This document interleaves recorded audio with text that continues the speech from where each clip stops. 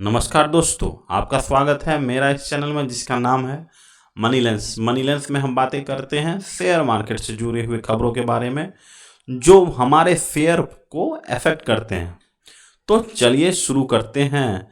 सबसे पहले देखेंगे कि हमारा निफ्टी 50 का हाल क्या है। निफ्टी 50 जो है लगातार 3-4 दिनों से, यहाँ से देखिए, लगातार 3-4 दिनों से ऊपर की तरफ ही रिकवरी कर रहा है।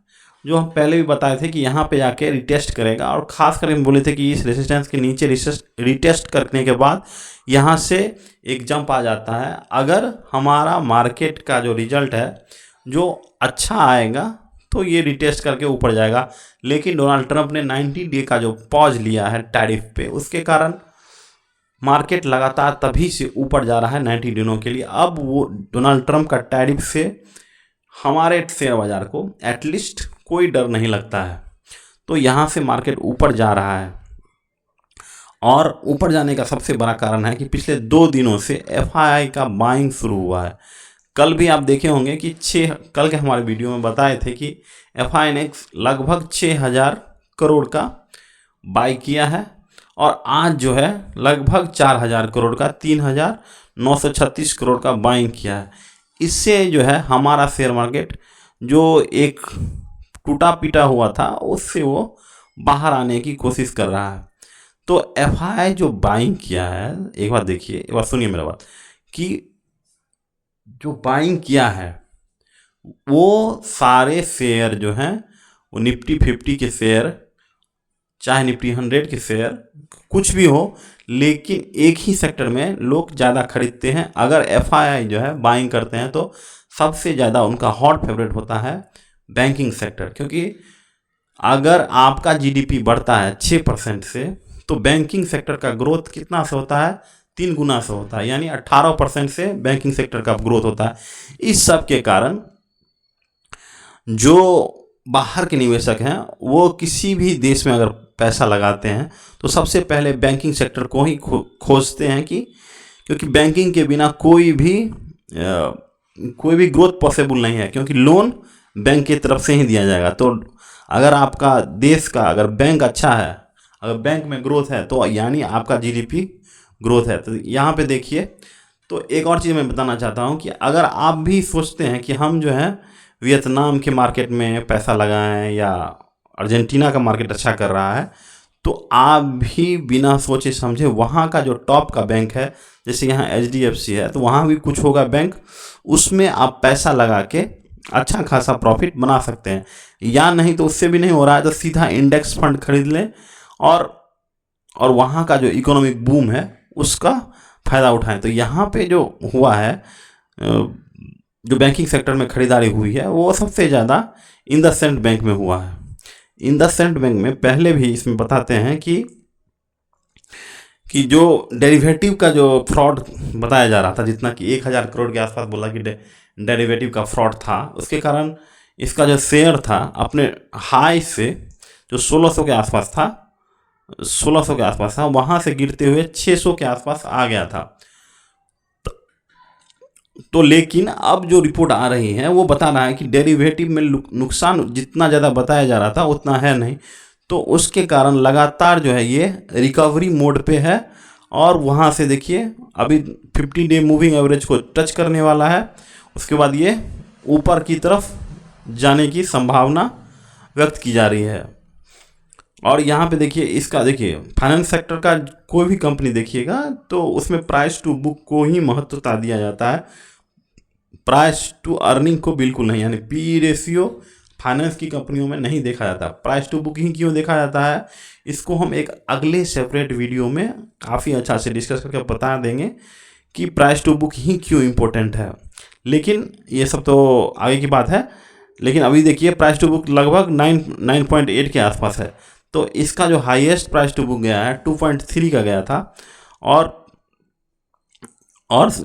अपने सामान का यानी वो 0.98 का गया था कोविड के लेवल में। यानी अभी जो है इसका वैल्यूएशन कोविड की वैल्यूएशन के बराबर हो गया है। वहाँ से इंडसइंड बैंक बहुत ही ऊपर गई थी, लेकिन फिर भी वहाँ पे आके पहुँच गई है। तो 0.98 बहुत ही सस्ता अब हो चुका है इंडसइंड बैंक। तो आप इसको एक बार देख सकते हैं।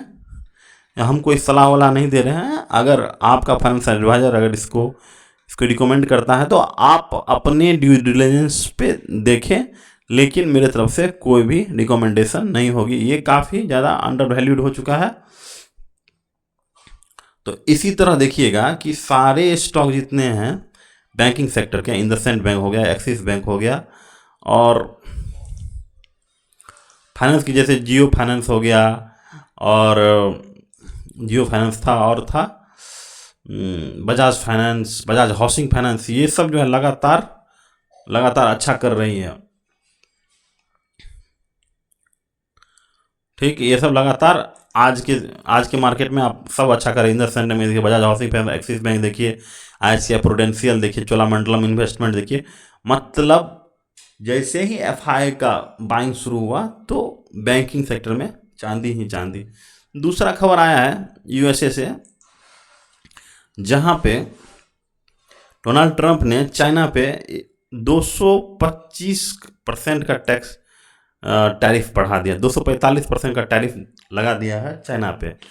तो एक्चुअली में डोनाल्ड ट्रंप जो है काफ़ी ज़्यादा खींच चुका है शी जिनपिंग से, क्योंकि शी जिनपिंग ने उनके रेयर अर्थ मेटल का जो सप्लाई था उसको बंद कर दिया USA के लिए, जिससे क्या हुआ कि US की कंपनी को काफ़ी नुकसान होने लगा।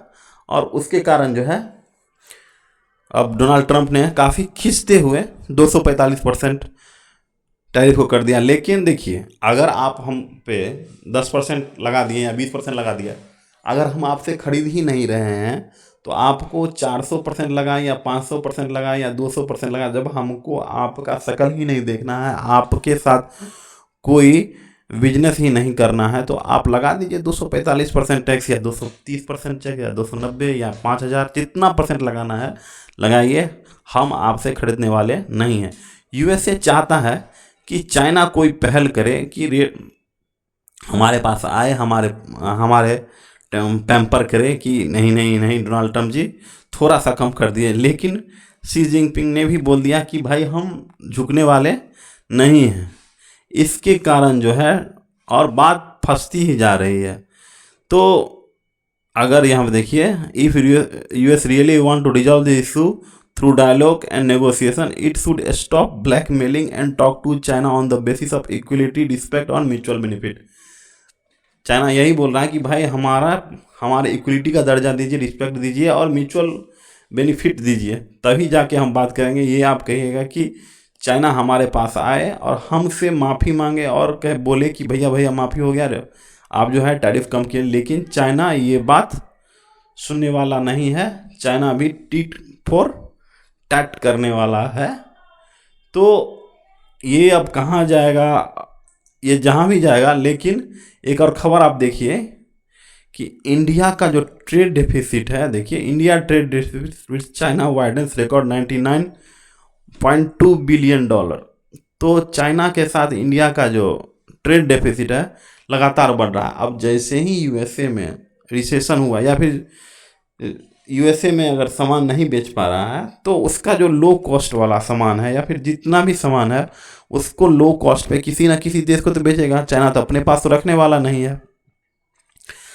तो ये सारा इलेक्ट्रॉनिक्स का सामान है बहुत तेज़ी से इंडिया में डंप हो रहा है। तो अब इंडियन सरकार को भी सोचना होगा कि हम ऐसा कोई पॉलिसी बनाएं जिससे कि हमारा जो देश है चाइनीज इंपोर्ट का डंपिंग ग्राउंड ना बन जाए।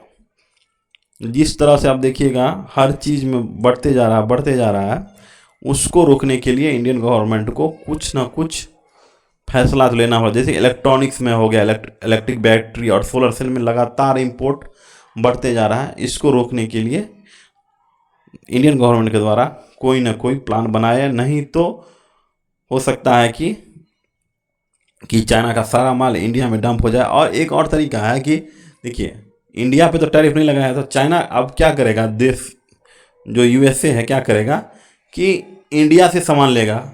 चाइना वाला क्या करेगा, इंडिया को सप्लाई करेगा और इंडिया से क्या हो जाएगा, इंडिया से सप्लाई हो जाएगा USA को। तो एक्चुअली में घाटा हो गया इंडिया को,